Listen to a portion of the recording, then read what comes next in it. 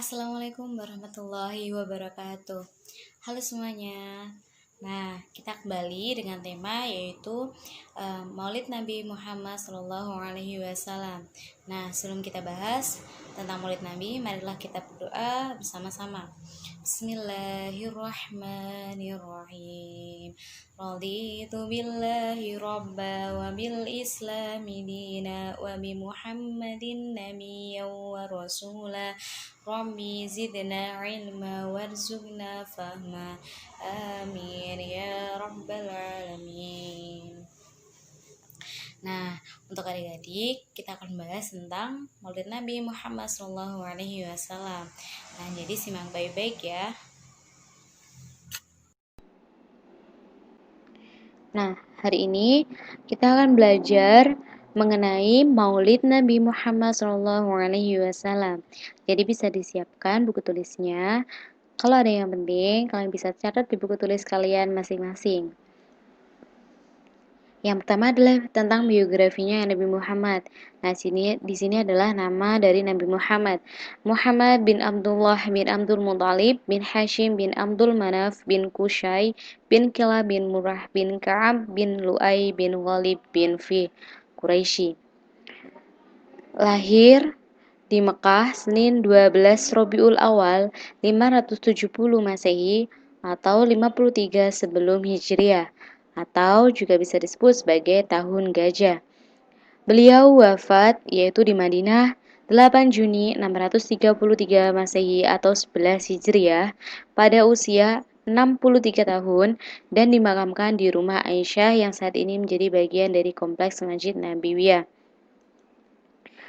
Nama ibu dari Nabi Muhammad adalah Aminah binti Wahab. Nama bapak dari Nabi Muhammad adalah Abdullah bin Abdul Muthalib bin Hashim. Pengasuh pertama, Barokah al-Habasyiyah atau digelar Ummu Aiman, hamba perempuan bapak Rasulullah Shallallahu Alaihi Wasallam. Oke, selanjutnya adalah makna Maulid Nabi. Dalam merayakan Maulid Nabi adalah mengingatkan manusia tentang risalah dan sirah dari Rasulullah Shallallahu Alaihi Wasallam. Dengan begitu, umat Islam akan memahami bahwa satu-satunya tauladan adalah Rasulullah Shallallahu Alaihi Wasallam. Maulid Nabi bisa juga diperingati sebagai hari lahirnya Nabi Muhammad karena bertepatan dengan 12 Rabiul Awal. Di sini dalil Maulid Nabi. Berdasarkan Quran surat Al-A'raf ayat 157, Allah Subhanahu wa taala berfirman mengenai keutamaan memuliakan dan mencintai Nabi Muhammad SAW sebagai berikut. Ini bisa dibaca yang artinya yaitu orang-orang yang mengikuti Rasul, Nabi yang ummi atau tidak bisa baca tulis yang namanya mereka dapati tertulis di dalam Taurat dan Injil yang ada pada mereka, yang menyuruh mereka berbuat yang ma'ruf dan mencegah dari yang mungkar, dan yang menghalalkan segala yang baik bagi mereka dan mengharamkan segala yang buruk bagi mereka, dan membebaskan beban-beban belenggu-belenggu yang ada pada mereka. Adapun orang-orang yang beriman kepadanya, memuliakannya, menolongnya, dan mengikuti cahaya yang terang yang diturunkan kepada Al-Quran atau Al-Quran, mereka itulah orang-orang yang beruntung karena Al-Quran diturunkan kepada Nabi Muhammad SAW. Selanjutnya, Muhammad bin Abdullah adalah nabi dan rasul terakhir yang diutus Allah Subhanahu wa taala.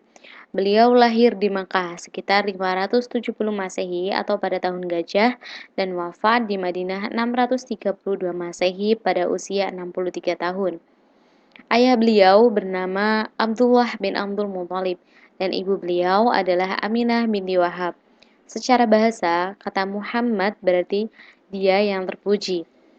Muhammad Rasulullah Shallallahu Alaihi Wasallam menjadi yatim sejak masih dalam kandungan ibunya. Ketika beliau berusia 6 tahun, sang ibunda tercinta Aminah wafat. Jadi ketika Nabi Muhammad berumur 6 tahun, sang ibunda tercinta meninggal dunia atau wafat. Jadilah beliau yatim piatu dalam usia yang amat sangat muda sekali. Kemudian Rasulullah diasuh oleh sang kakek yang amat mencintainya, Abdul Muthalib bin Hashim. Namun, saat Rasulullah berusia sekitar 8 tahun, Abdul Muthalib pun wafat. Akhirnya, pengasuhan beliau diserahkan kepada sang paman yang sangat-sangat mungkin semua sudah tahu siapa paman dari Nabi Muhammad, yaitu Abu Thalib bin Abdul Muthalib. Dalam asuhan keluarga sang paman, Abu Thalib Rasulullah tumbuh dan merasakan banyak kebahagiaan. Ketika kecil, Rasulullah bekerja sebagai penggembala kambing dan ikut berdagang bersama sang paman ke negeri yang sangat jauh. Nabi Muhammad SAW akhirnya menikah pada usia 25 tahun, yaitu dengan Khadijah binti Khuwailid yang berumur 40 tahun.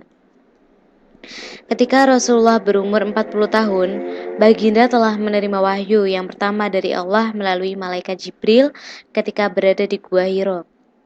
3 tahun setelah kejadian itu, Baginda berdakwah secara terbuka kepada penduduk Mekah dan mengatakan, Tuhan itu Esa, dan mengajarkan kembali agama Islam yang pada masa itu sudah dilupakan oleh manusia. Pada tahun 632 Masehi, beberapa bulan selepas peristiwa Haji Wada atau Haji Perpisahan, Nabi Muhammad SAW jatuh sakit, lalu berpulang ke rahmat Allah. Ketika wafatnya pun, hampir seluruh semenanjung Arab berada di bawah naungan Islam dan bersatu dengan tata negara Islam. Itu tadi cerita sedikit bagaimana perjalanan hidup Nabi Muhammad SAW dan seperti apa keluarga Nabi Muhammad SAW untuk memperingati Maulid Nabi Muhammad SAW. Mungkin itu, kurang lebihnya mohon maaf dan terima kasih. Semoga bermanfaat.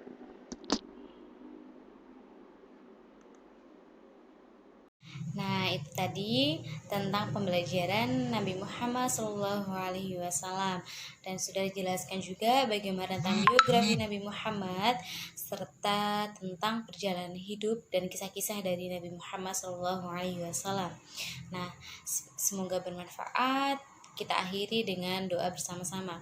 Bismillahirrahmanirrahim. Subhanakallahumma wa bihamdika asyhadu an la ilaha illa anta astaghfiruka wa atubu ilaik. Walhamdulillahi rabbil alamin. Kurang lebihnya mohon maaf. Wassalamualaikum warahmatullahi wabarakatuh.